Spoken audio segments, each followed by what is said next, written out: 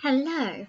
Apologies for this big old jumper here. It's a bit chilly. I've got my door open, even though it's summer. B is for blood, bones, and breath. Welcome to B in my Pagan Challenge videos, which for me really is an ABC of witchcraft rather than paganism. Sorry, just gonna have some coffee. Oh, heaven. I've been quiet for a while, as there's been a lot going on in my family, illness and so on, and I needed to take out time for that. It can be so tricky to fit everything that you want to do in life in, I think, and online really kind of comes last for me because it's not, although it is communicating with people and that is important, it's just not got that. It's not like I have thousands of followers and a responsibility to, help them or counsel them. So it just comes kind of last for me, really, which is nice. It's nice to have something that you can just shove out the way. I find sometimes if there's a lot going on, then I do just have to retreat from my fun things for a bit and focus on getting everything and everyone happy and stable again. And I do tend to do that a bit suddenly. So apologies if anyone did subscribe and then find that I didn't have any videos for months. Sorry about that. So here I am, and I'm really pleased to be here. The reason I chose blood and bones is partly that it's something every witch has access to and can use. You don't have to think of it as dark at all if you don't want to, or even, obviously there's the whole thing, is dark bad and light good? No, but you don't have to think of it as something scary. That's what I'm trying to say. It's just a part of nature, and to understand energy truly, which we need to do as witches, we must begin to understand the spirals in life. We can find bones outside. We can use a drop of blood to create magic that binds or influences. Sorry. If you find the idea of horse skulls and pricking fingers a bit dark, or you're uncomfortable having skulls everywhere or smearing blood on your tools, then remember that blood and bones still apply to you.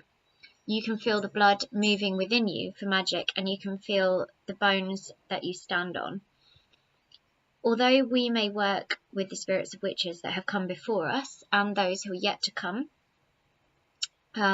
even those, even spirits of, we might work with each other's spirits as well, but we engage differently to those who have been and those who are yet to come, for we are of the earth now.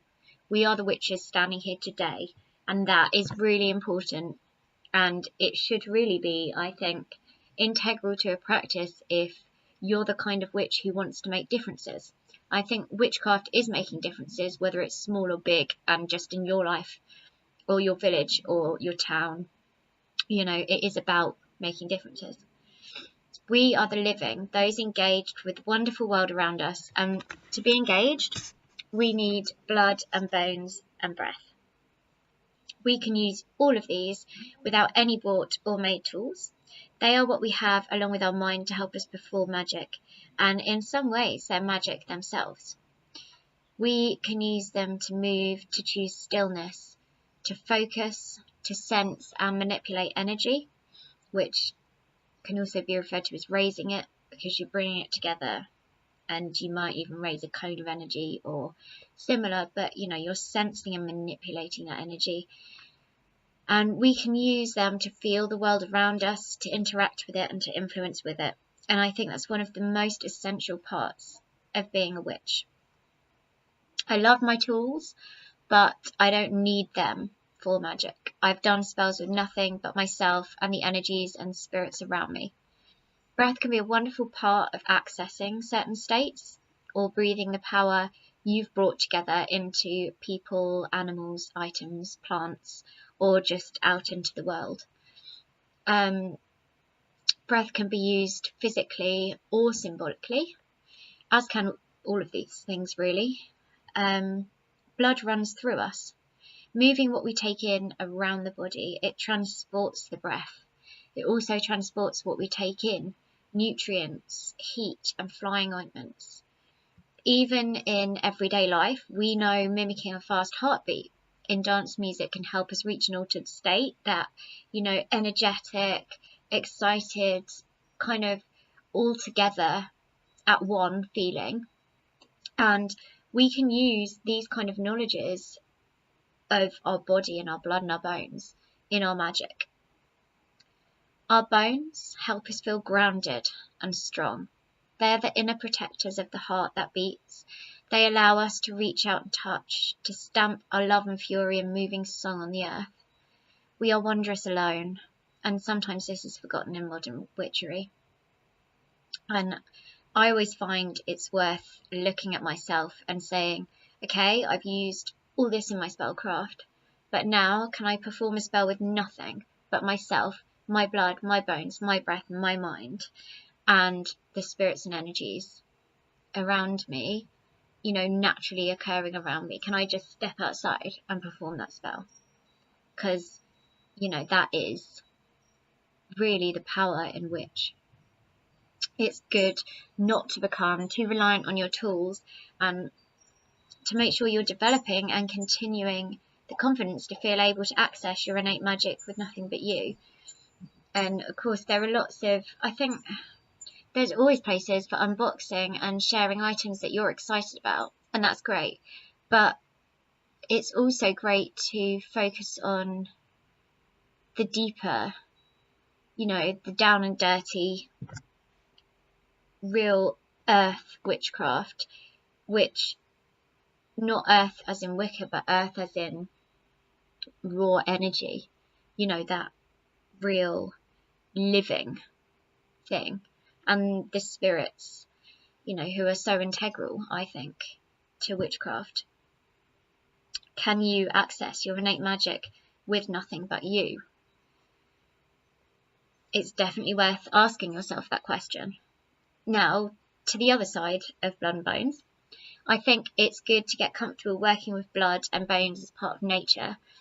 And on a personal level, seeing the destruction of nature going on around us, I do feel that writes working with the aspects of death, and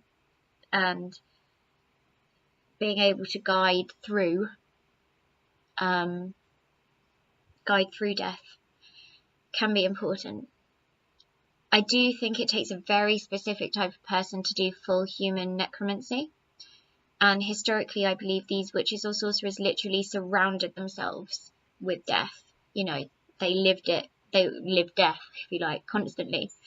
And I think too much contact with death and focus on death can be really draining and even mind altering. And so for me, definitely everything in moderation. Yeah, and I would urge people to be wary of that. Both looking at the history of witch practice that we know of and the world around us can create a really strong practice blended together.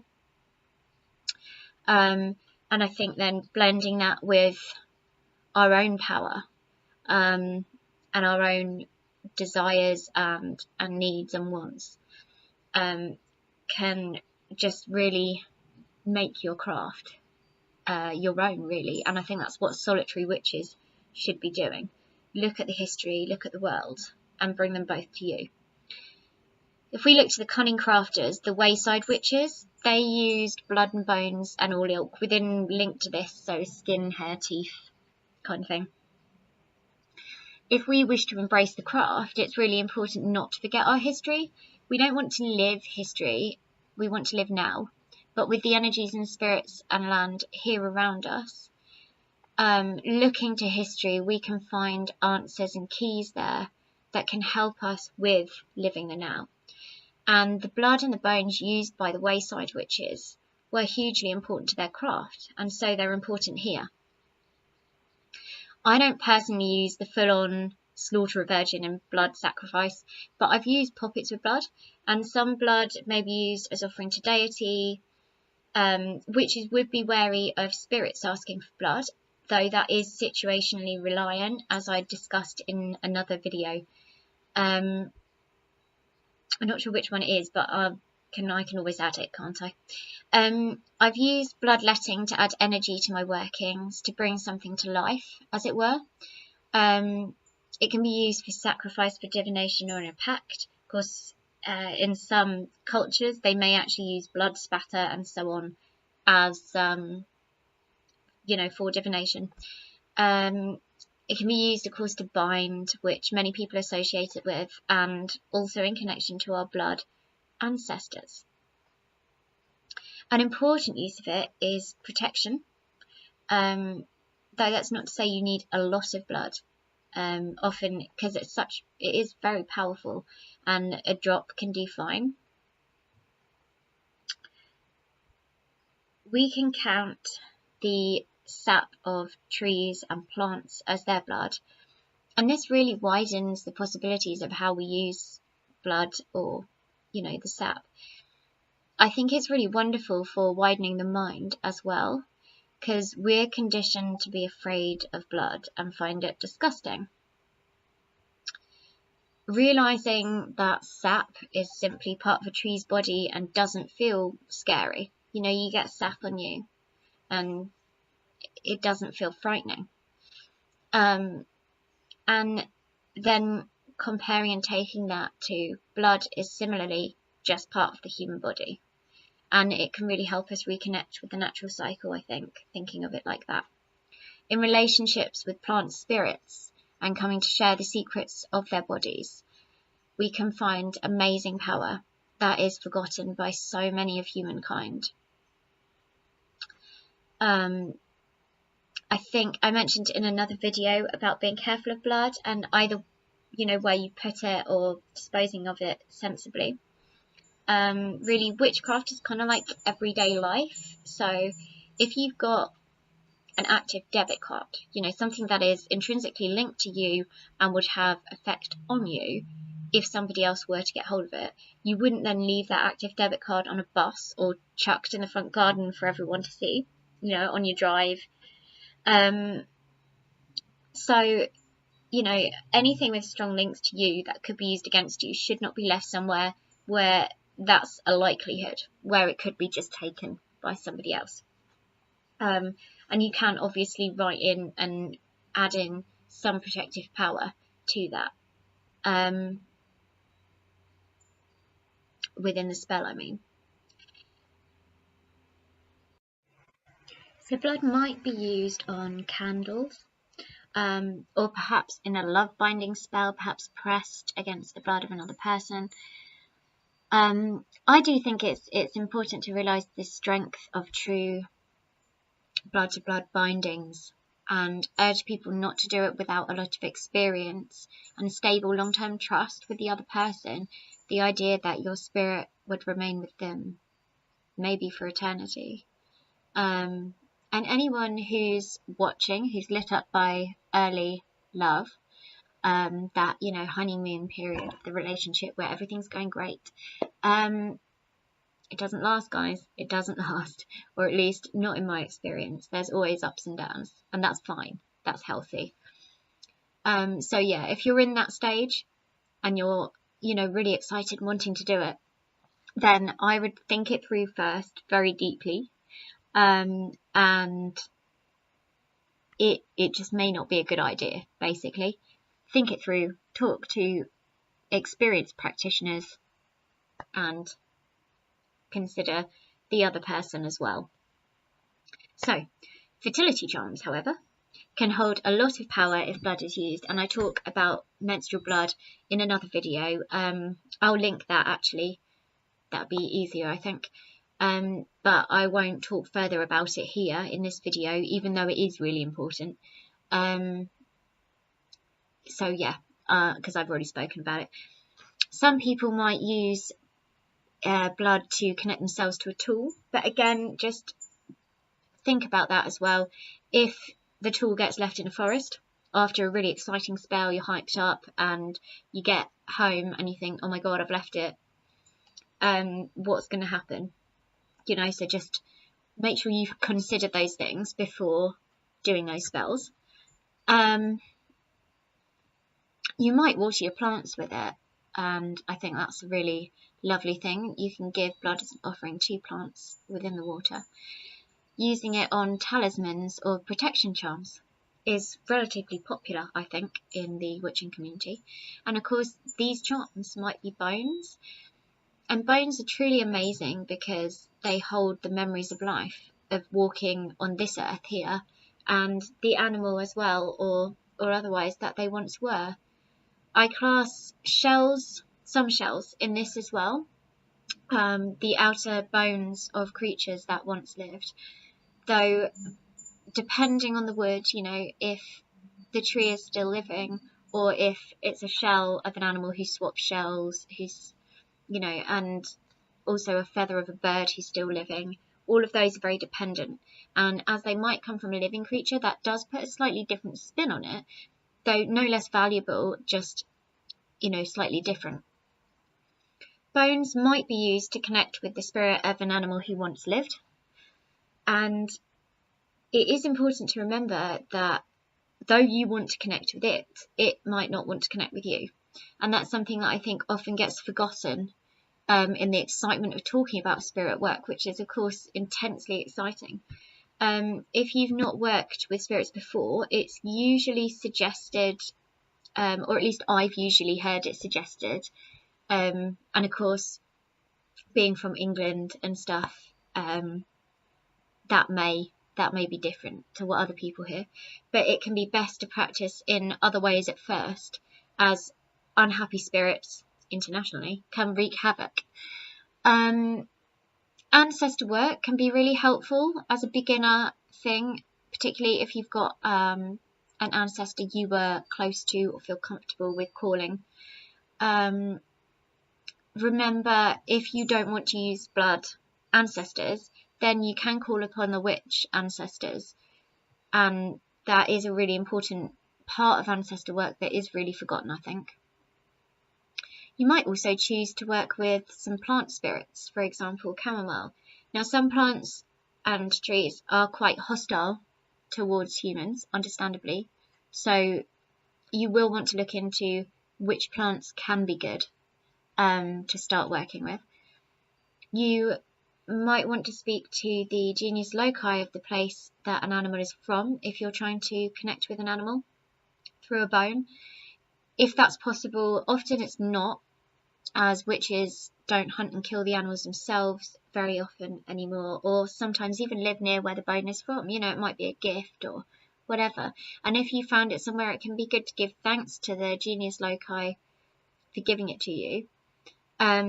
Alternatively, or as well as, it may be good to offer thanks or seek permission from the overall spirit of the species.